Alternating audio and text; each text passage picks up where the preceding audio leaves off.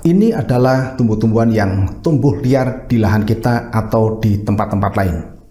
Nama dan kegunaan dari tumbuh-tumbuhan ini mungkin juga tidak kita ketahui dengan baik. Makanya kita sering mengabaikan keberadaan mereka. Akhirnya kita memberikan status kepada mereka sebagai tumbuhan pengganggu atau gulma. Tetapi di video ini saya akan membahas tumbuhan liar tadi dari sisi yang lain, yaitu tumbuhan yang bisa menguntungkan manusia dan lingkungan. Ini adalah gulma siam yang umum kita temukan di Indonesia. Tumbuhan ini memiliki kemampuan adaptasi yang cukup baik pada lingkungan yang baru, sehingga mereka mudah kita temukan di padang rumput, savana, pinggir hutan, bantaran sungai, atau tempat-tempat kosong yang lain. Tumbuhan ini diberi status sebagai gulma invasif karena kemampuannya mendominasi tempat tumbuhnya dengan mengalahkan spesies tumbuhan yang lain. Mereka memiliki kemampuan alilopatik, yaitu mengeluarkan senyawa yang bisa menghambat pertumbuhan tumbuhan lain yang kebetulan tumbuh di dekatnya. Kecepatan tumbuh gulma ini juga cukup baik, yaitu 20 mm per hari dan sering membentuk belukar yang rapat dan tebal setinggi 3 meter pada lahan terbuka. Tetapi tumbuhan ini bisa mengganggu tumbuhan lain dan hewan. Contohnya pertumbuhan gulma siam yang sangat cepat menyebabkan tumbuhan-tumbuhan yang kebetulan menjadi pakan banteng, kijang, dan badak terhambat pertumbuhannya, sehingga hewan-hewan tadi menjadi kekurangan pakan. Jika daun gulma siam ini termakan oleh hewan, kandungan pirolisidin dan nitrat di dalam jaringannya juga bisa menyebabkan keracunan. Tetapi serangga semacam belalang Zonocerus variegatus ini pada satu kesempatan justru makan dan berbiak pada tumbuhan ini. Hal inilah yang menyebabkan gulma siam juga dianggap berbahaya karena menjadi inang alternatif bagi si belalang yang diketahui menjadi hama pada ubi kayu. Gulma ini juga menimbulkan masalah di perkebunan kelapa sawit karena bisa menghambat pertumbuhan dan pembuahan. Dan pada musim kering, belukar gulma siam ini sangat mudah terbakar yang tentunya itu akan sangat berbahaya.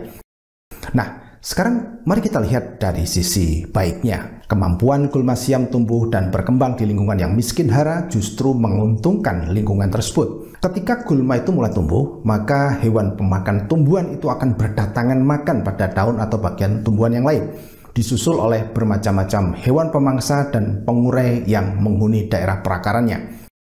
Maka terbentuklah sebuah sistem kehidupan yang baru, yang lebih subur dan kaya di tempat yang sebelumnya tandus, kering, dan kosong. Beberapa jenis tumbuhan, misalnya pigweed atau amaran ini punya sistem perakaran dalam atau tunjang yang bermanfaat untuk mengikat butir-butir tanah sehingga struktur tanah itu menjadi lebih stabil dan tidak mudah longsor. Sebaliknya, tumbuhan semacam ekor ubah ini mempunyai sistem perakaran dangkal, tetapi lebat dan padat yang bermanfaat menjaga permukaan tanah dari penguapan yang berlebihan, selain meningkatkan aerasi tanah.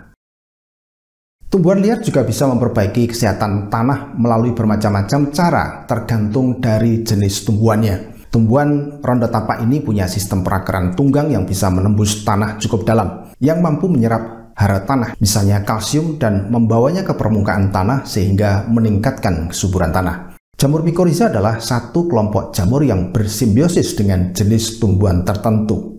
Jamur ini menempel pada akar tumbuhan dan membantu tumbuhan untuk mengambil hara, terutama unsur fosfor, di tempat yang tandus dan miskin hara. Itulah sebabnya tumbuhan-tumbuhan liar ini bisa tumbuh di tempat-tempat yang tidak bisa ditumbuhi oleh tumbuhan yang lain. Fakta ini kemudian memunculkan ide untuk memanfaatkan tumbuhan yang bisa bersimbiosis dengan mikorizа ini untuk menyuburkan tanah. Caranya, sebelum menanam tanaman, misalnya jagung, lahan kosong tadi kita tanami dengan tumbuhan liar, misalnya rondo tapak. Tumbuhan ini akan memanen fosfor dan meningkatkan jumlahnya di lapisan olah tanah. Jadi ketika jagung kemudian ditanam, maka akarnya dengan mudah menyerap fosfor yang berlimpah, sehingga akan meningkatkan hasil dan kualitas jagung. Beberapa jenis tumbuhan liar golongan polong-polongan, misalnya orok-orok, sudah lama dianggap sebagai pengganggu karena menjadi inang pengganti bagi ulat Etiella, salah satu hama pada tanaman kacang-kacangan. Tetapi seperti halnya tumbuhan polong-polongan yang lain, orok-orok itu bisa menambat nitrogen dari udara, artinya bisa ikut menyuburkan tanah. Jadi sebenarnya jika ada lahan kosong dan ditumbuhi tumbuhan sejenis orok-orok, maka lebih baik kita biarkan mereka tumbuh untuk membantu menyuburkan lahan tersebut. Ketika kemudian akan ditanami, maka barulah tumbuhan-tumbuhan tersebut bisa kita bersihkan. Banyak jenis tumbuhan liar yang disukai oleh serangga penyerbuk karena menyediakan nektar dan serbuk sari dalam jumlah yang cukup melimpah. Salah satu contohnya adalah maman lanang yang disukai oleh kupu-kupu dan lebah. Ulat dari kupu-kupu ini bahkan suka makan pada daunnya. Tetapi seperti yang pernah saya bahas di video sebelumnya, tumbuhan ini sebenarnya berbahaya karena menjadi inang dari kutu jeruk dan bakteri penyebab penyakit CVPD. Contoh lainnya adalah orok-orok yang menjadi sumber nektar dan serbuk sari bagi kupu-kupu dan lebah. Lebah madu dan jenis-jenis yang lebah lain itu adalah serangga-serangga penyerbuk handal yang menjadi pengunjung setia orok-orok. Bahkan beberapa jenis parasitoid dan predator ulat juga menyukai serbuk sari dan nektar tumbuhan ini. Artinya keberadaan orok-orok sebenarnya menjaga kehadiran serangga penyerbuk dan musuh alami yang pada gilirannya itu memberikan dampak positif pada keragaman dan keseimbangan hayati di tempat tersebut. Akhirnya kita harus memutuskan untuk menghilangkan tumbuhan liar karena dikhawatirkan menjadi pesaing tanaman atau inang alternatif hama dan penyakit tanaman, atau membiarkan mereka tumbuh karena bermanfaat bagi kesehatan dan keseimbangan lingkungan.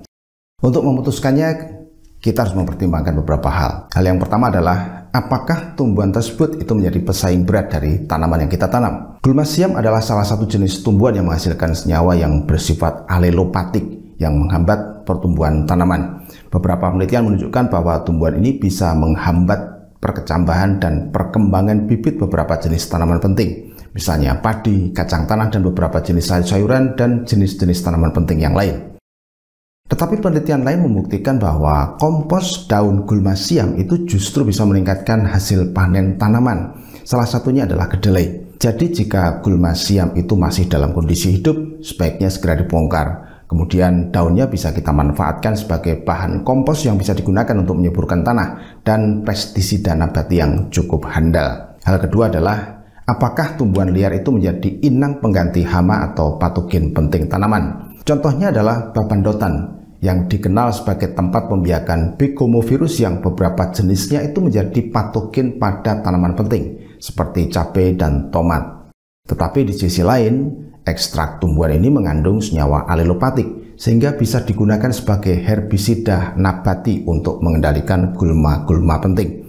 Hal ketiga adalah belajar mengenali jenis-jenis tumbuhan liar yang ada di lahan kita atau di sekitarnya. Kita harus ingat bahwa tumbuhan liar itu bisa menjadi sumber masalah besar di lahan jika tidak kita perhatikan dengan seksama.